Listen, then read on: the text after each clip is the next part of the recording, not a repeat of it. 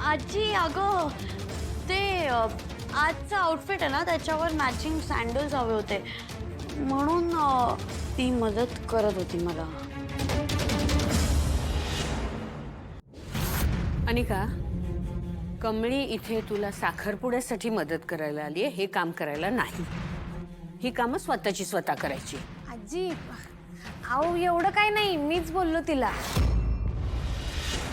म्हणजे ती आवरत होती तर हे मी करतो आणि पॅक करून ठेवतो. एवढं काय कमीपणाचं नाही त्यात. तुझी साखरपुड्याची भेट. व्हॉट गिफ्ट्स बघू काय आहे.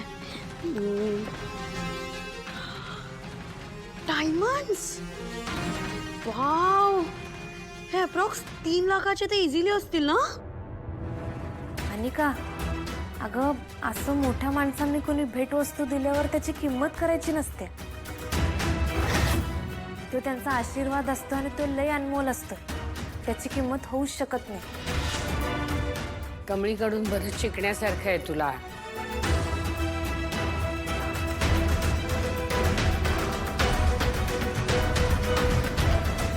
तू खरंच हिच्याबरोबर राहिलीस ना तर थोडी सुधारेल ती. आणि नयनताराच्या घरी सुखाने नांदेल.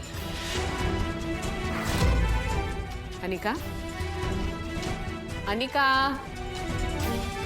हा तू ऋषीकडे लवकर जाणार आहेस ना, मग तुझ्या बरोबर कोण येणार आहे?